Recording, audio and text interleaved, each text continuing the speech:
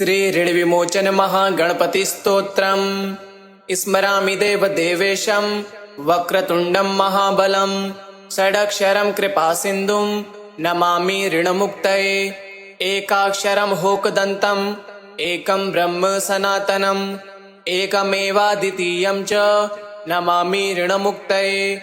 महागणपतिं देवं महास्तवं महाबलं महाविघ्नहरं शम्भो नमामि ऋणमुक्तये। कृष्णाम्बरं कृष्णवर्णं कृष्णगन्धानुलेपनं कृष्णसर्पोपवीतं च नमामि ऋणमुक्तये। रक्ताम्बरं रक्तवर्णं रक्तगन्धानुलेपनं रक्तपुष्पप्रियं देवं नमामि ऋणमुक्तये। पीताम्बरं पीतवर्णं पीतगन्धानुलेपनं पीतपुष्पप्रियं देवं नमामि ऋणमुक्तये। धूम्राम्बरं धूम्रवर्णं धूम्रगन्धानुलेपनं होमधूमप्रियं देवं नमामि ऋणमुक्तये। फालनेत्रं फालचन्द्रं पाशाकुशधरं विभुं चर्मालङ्कृतं देवं नमामि ऋणमुक्तये। इदं तृणहरं स्तोत्रं संध्यायाम्यः पठेन्नरः षण्मासाभ्यन्तरेणैव ऋणमुक्तो भविष्यति। स्मरामि देवदेवेशं वक्रतुण्डं महाबलं षडक्षरं कृपासिन्धुं नमामि ऋणमुक्तये।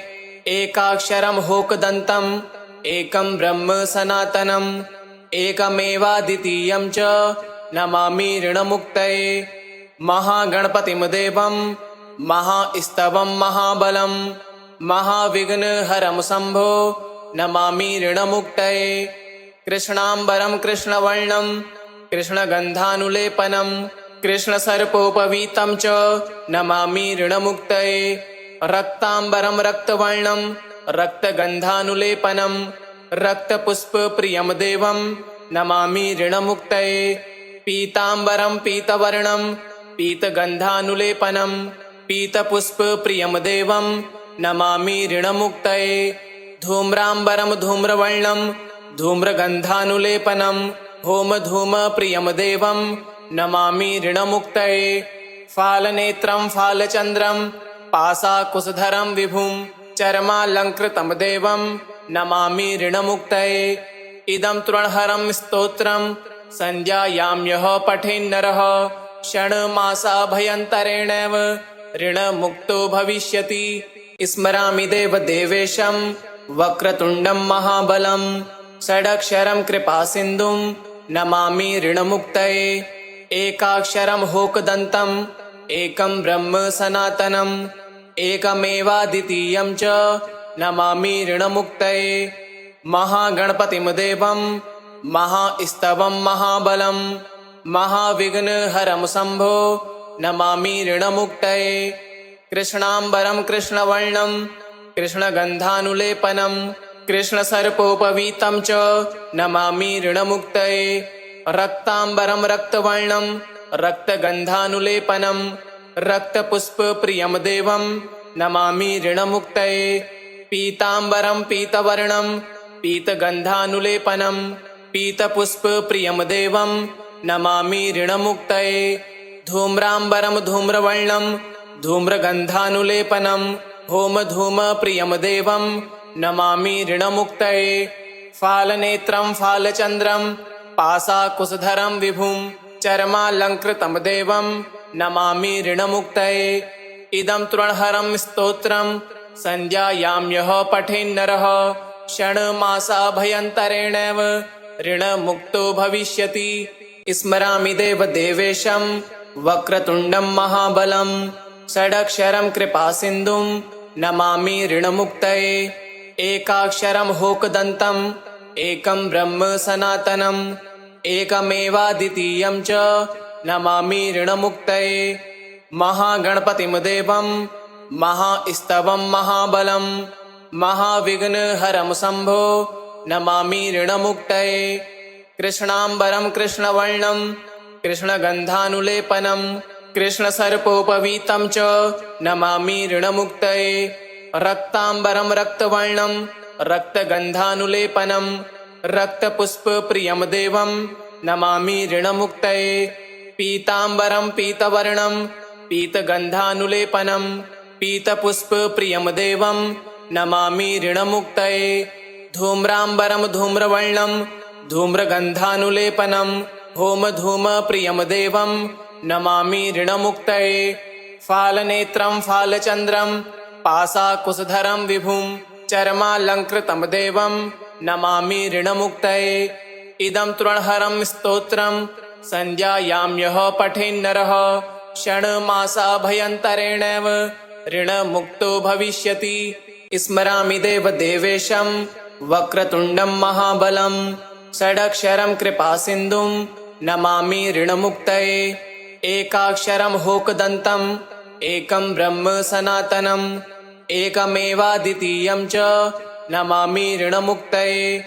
महागणपतिं देवं महास्तवं महाबलं महाविघ्नहरं शम्भो नमामि ऋणमुक्तये। कृष्णाम्बरं कृष्णवर्णं कृष्णगन्धानुलेपनं कृष्णसर्पोपवीतं च नमामि ऋणमुक्तये। रक्ताम्बरं रक्तवर्णं रक्तगन्धानुलेपनं रक्तपुष्पप्रियं देवं नमामि ऋणमुक्तये। पीताम्बरं पीतवर्णं पीतगन्धानुलेपनं पीतपुष्पप्रियं देवं नमामि ऋणमुक्तये। धूम्राम्बरं धूम्रवर्णं धूम्रगन्धानुलेपनं होमधूमप्रियं देवं नमामि ऋणमुक्तये। फालनेत्रं फालचन्द्रं पाशाकुशधरं विभुं चर्मालङ्कृतं देवं नमामि ऋणमुक्तये। इदं तृणहरं स्तोत्रं संध्यायाम्यः पठेन्नरः षण्मासाभ्यन्तरेणैव ऋणमुक्तो भविष्यति। स्मरामि देवदेवेशं वक्रतुण्डं महाबलं षडक्षरं कृपासिन्धुं नमामि ऋणमुक्तये। एकाक्षरं होकदन्तम् एकं ब्रह्म सनातनम् एकमेवाद्वितीयं च नमामि ऋणमुक्तये। महागणपतिं देवं महास्तवं महाबलं महाविघ्नहरं शम्भो नमामि ऋणमुक्तये। कृष्णाम्बरं कृष्णवर्णं कृष्णगन्धानुलेपनं कृष्णसर्पोपवीतं च नमामि ऋणमुक्तये। रक्ताम्बरं रक्तवर्णं रक्तगन्धानुलेपनं रक्तपुष्पप्रियं देवं नमामि ऋणमुक्तये। पीताम्बरं पीतवर्णं पीतगन्धानुलेपनं पीतपुष्पप्रियं देवं नमामि ऋणमुक्तये। धूम्राम्बरं धूम्रवर्णं धूम्रगन्धानुलेपनं होमधूमप्रियं देवं नमामि ऋणमुक्तये। फालनेत्रं फालचन्द्रं पाशाकुशधरं विभुं चर्मालङ्कृतं देवं नमामि ऋणमुक्तये। इदं तृणहरं स्तोत्रं संध्यायाम्यः पठेन्नरः षण्मासाभ्यन्तरेणैव ऋणमुक्तो भविष्यति।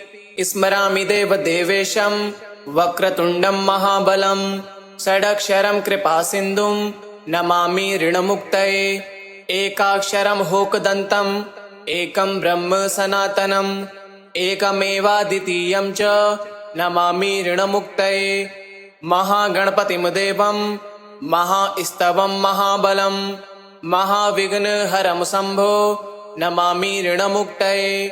कृष्णाम्बरं कृष्णवर्णं कृष्णगन्धानुलेपनं कृष्णसर्पोपवीतं च नमामि ऋणमुक्तये। रक्ताम्बरं रक्तवर्णं रक्तगन्धानुलेपनं रक्तपुष्पप्रियं देवं नमामि ऋणमुक्तये। पीताम्बरं पीतवर्णं पीतगन्धानुलेपनं पीतपुष्पप्रियं देवं नमामि ऋणमुक्तये। धूम्राम्बरं धूम्रवर्णं धूम्रगन्धानुलेपनं होमधूमप्रियं देवं नमामि ऋणमुक्तये। फालनेत्रं फालचन्द्रं पाशाकुशधरं विभुं चर्मालङ्कृतं देवं नमामि ऋणमुक्तये। इदं तृणहरं स्तोत्रं संध्यायाम्यः पठेन्नरः षण्मासाभ्यन्तरेणैव ऋणमुक्तो भविष्यति।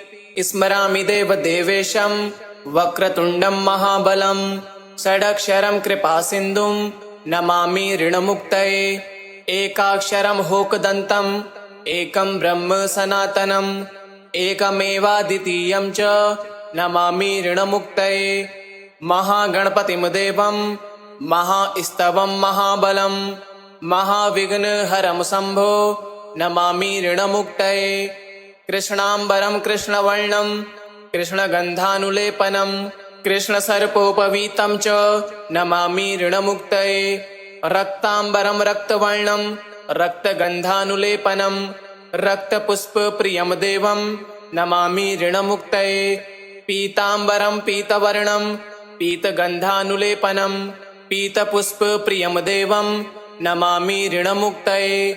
धूम्राम्बरं धूम्रवर्णं धूम्रगन्धानुलेपनं होमधूमप्रियं देवं नमामि ऋणमुक्तये। फालनेत्रं फालचन्द्रं पाशाकुशधरं विभुं चर्मालङ्कृतं देवं नमामि ऋणमुक्तये। इदं तृणहरं स्तोत्रं संध्यायाम्यः पठेन्नरः षण्मासाभ्यन्तरेणैव ऋणमुक्तो भविष्यति।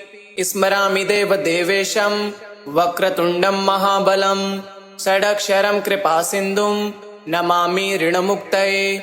एकाक्षरं होकदन्तम् एकं ब्रह्म सनातनम् एकमेवाद्वितीयं च नमामि ऋणमुक्तये। महागणपतिं देवं महास्तवं महाबलं महाविघ्नहरं शम्भो नमामि ऋणमुक्तये।